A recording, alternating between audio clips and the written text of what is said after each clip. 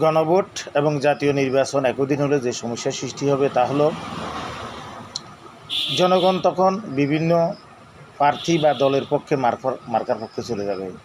তখন গণভোটের প্রতি তাদের এমন একটা আগ্রহ থাকবে না।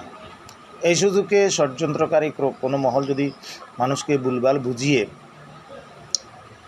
না ভোটের দিকে ঠেলে দেয়, এবং বিএনপি তো এমনিই বৈষম্য বিরোধী ছাত্র আন্দোলন তথা 5ই আগস্টকে মুখে মুখে বললেও স্বীকার করে না। একদিকে তারা ভারতের পা চাটা গোলাম, কুত্তা মোদির চাকর। সুতরাং তারা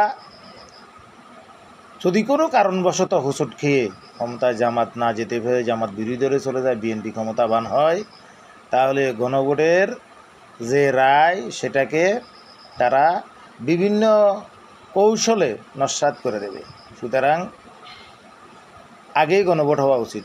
একইভাবে গণভোট যদি পূর্বে না হয়, তাহলে যেই ভোটটা হইতেছে এটা কার অধীন হচ্ছে? এখন তো এটা তত্ত্বাবধায়ক সরকার না, অন্তর্বর্তী সরকার। অন্তর্বর্তী সরকারের বৈধতা নিয়ে চ্যালেঞ্জ করা হলেও যে জাতীয় নির্বাচন হবে তা টিকবে না।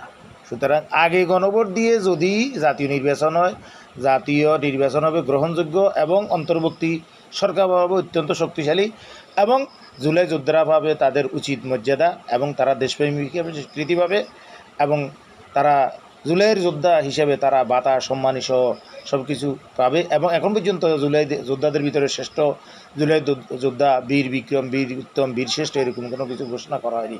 এগুলো দরকার হয়ে যাবে। তো বিএনপি যাচ্ছে এগুলো না করে ফাঁস কাটিয়ে চলে যাওয়ার জন্য। তারা জাতীয়তাবাদ মার্কা আরেকটা রাজনৈতিক দল এনসিপি সৃষ্টি হোক, বা বৈষম্য বিরোধী নেতৃত্বে আরেকটা রাজনৈতিক দল পাওয়ারে আসুক, বিএনপি বিলুপ্তি হয়ে যাক, তারা চায় না। কারণ তাদেরও কর্মকাণ্ড চাঁদাবাজি, নষ্টামি, ফাজলামি, লুটপাট, খুনখারাবি ইত্যকার অপকর্মের কারণে তিনবার তারা সারা বিশ্বে দুর্নীতিতে চ্যাম্পিয়ন হয়েছিল, এবং তারেক রহমান খাম্বা তারেক হিসাবে উপাধি পেয়েছিল, এবং হাওয়া ভবন বাংলাদেশের সকল অপকর্মের বিষয় হয়েছিল। সুতরাং এই সমস্ত বিষয়গুলোকে ফাঁস কাটিয়ে তারা ক্ষমতায় দেশে যায়। তো বাংলাদেশের মানুষ এমন বেকুব না যে তাদেরকে ক্ষমতায় দিয়ে দেবে। তবে গণভোট আগে হয়ে গেলে দেশ হবে জনগণের জন্য, এবং অনেক কল্যাণ হবে। অবশক্তি ক্ষমতায় আসার সব পথ বন্ধ হয়ে যাবে, এবং অন্তর্বর্তীকালীন সরকার, নির্বাচন কমিশন সহ যারা নির্বাচন করবে, সেনাবাহিনী, সেটা সব শক্তিশালীভাবে কাজ করবে, কারণ তাদের তখন একটা বৈধতা চলে আসবে। এখন তো পুরোপুরি বৈধ নয়, এটাকে বৈধতা দেওয়ার পথ তৈরি করা হয়েছে।